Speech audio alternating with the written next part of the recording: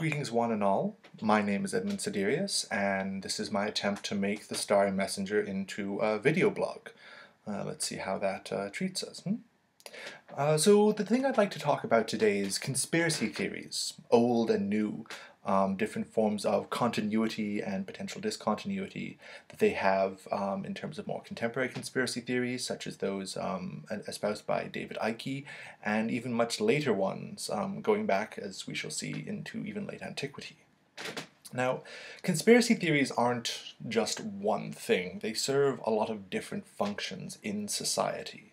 I mean, from the more straightforward conspiracy theories, in which you have various political commentators being dismissed as cranks for espousing potentially potent political critiques, but which nevertheless can get buried under, oh, they're just finding things, they're paranoid and whatnot, to actual, fairly elaborate cultural mythologies that help to express, I believe, some of the most latent concerns, fears, and anxieties of contemporary society. I mean, I think this is one of the reasons why things like the Da Vinci Code have historically done so well, is because they do speak to a very real feeling that we as a population have been disempowered by some strange, shadowy forces working behind the scenes, which we only vaguely understand, and which might have some sort of sense of this long continuity to make sense of what is otherwise a seemingly inexplicable and arbitrary system of oppression. Now, other conspiracy theories exist in other, more minor forms. You can see it historically in the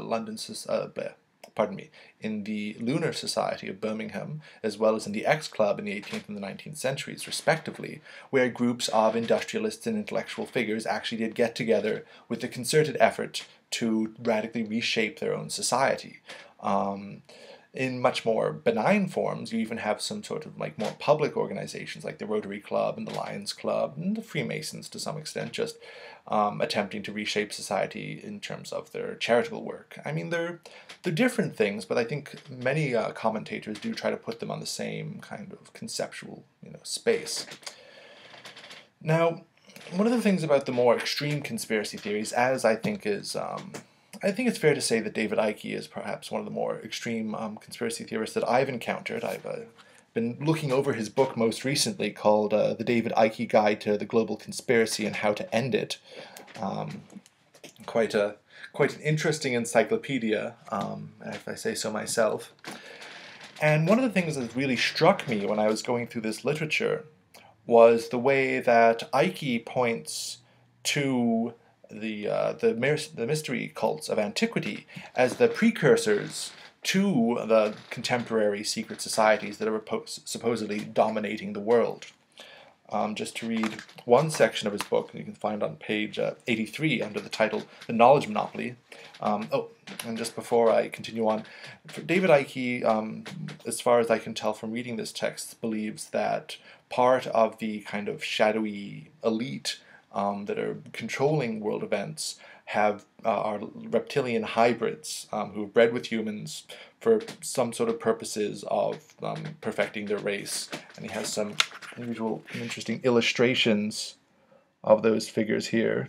Let's see if the camera can pick that up. So yes, that's what he means by reptilian hybrids in this passage. So he has in the Knowledge Monopoly section, the reptilian hybrid bloodlines, or computer programs, expanded out of Sumer and began the process of monopolizing advanced knowledge about the nature of reality and withdrawing it from wider circulation. They established mystery schools to pass it on only to the chosen few and infiltrated others which had a more benevolent purpose. Eventually, most of these were taken over by the reptilian hybrids, who use this knowledge to manipulate human perception and impose upon the world their hierarchical form of government and control. They sought and continue to seek nothing less than a global dictatorship. And also later on, Icke comments that on page 112, the reptilian hybrids first took over the ancient mystery schools, and these expanded into the now vast global secret society network that is used to covertly manipulate events and put the hybrids and their agents into the positions of power all over the world. Those initiated into the highest controlling and coordinate levels of this network are called the Illuminati, or the Illuminated Ones, which refers to the advanced knowledge given only to the chosen few. Now, I was really intrigued when I first saw this, because I'm not an expert, but I know a bit about the mystery schools in late antiquity. I'm quite a fan of what's called the Gnostic Bible, or the Nag Hammadi Library. This is the version that I have to work with, edited by some fairly respected and intriguing scholars, focused around what I've mentioned before in this blog, the Nag Hammadi Library, which was discovered in the 1980s. And one of the things I found in it, in the text called The Reality of the Rulers, which is in and of itself a text employed by the mystery schools, is a narrative of the disempowerment of humanity that actually shares a lot in common, interestingly enough, with Ike's own accounts of how human freedom was taken from people by these shadowy forces outside of our control.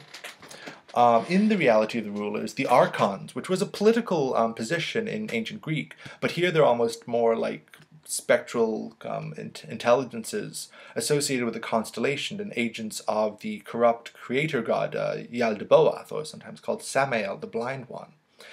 And so I found it really intriguing that a lot of contemporary conspiracy theorists actually are targeting as kind of the conspiracy, these mystery cults, which themselves actually had the very similar collection of concerns as the conspiracy theorists in contemporary society. Now, I think this really speaks to a lot of the shared anxieties which we see in late antiquity with, increased multiculturalism, travel, transit, fears about empire, a loss of autonomy and regional autonomy in the face of that imperial order, an increasing sense of disempowerment and disassociation from the decision-making processes of our lives, which are common to both traditions of the mystery cults and contemporary conspiracy theories. Now, there are some, admittedly for me, conceptual difficulties with contemporary conspiracy theories in a way that in some ways I'm more able to understand when it comes to the actual mystery cult's account of these archons. For those of you who've actually done any research into secret societies, such as the Esoteric Order of the Golden Dawn or its various particulate descendants, is that a lot of these societies being based upon personalities, and oftentimes very strong personalities, have shown themselves historically to be fairly unstable. The ones which do tend to survive, such as arguably various criminal organizations, do so by pursuing very, very immediate and pragmatic goals in a way that these large and expansive conspiracy theory accounts just couldn't necessarily account for in the same way. So, I suppose my message here in this installment is somewhat of a mixed one. Simultaneously, I'd like to say that it is actually valuable for people outside of traditional conspiracy theory accounts to look into them, to serve as kind of an interesting mirror on some fairly perennial and yet important contemporary anxieties, while at the same time harboring some, justified skepticism, I think, in terms of the historical nature, accuracy of these same conspiracy theories. I don't want to say that there is no value in reading David Icke, but at the same time, I personally cannot believe in reptilian hybrids. There's a lot that I come across that I like to think that I have a fairly open mind about, but this is one of those things that I have a fairly intense epistemic uncertainties around. So I hope this, at the very least, has sparked your interest in late antiquity as well as conspiracy theories, and has started you kind of thinking about the various ways in which conspiracy theories are used, both productively, destructively, within contemporary society towards a variety of ends. Thank you very much. I look forward to seeing you next time in the next video edition of The Starry Messenger.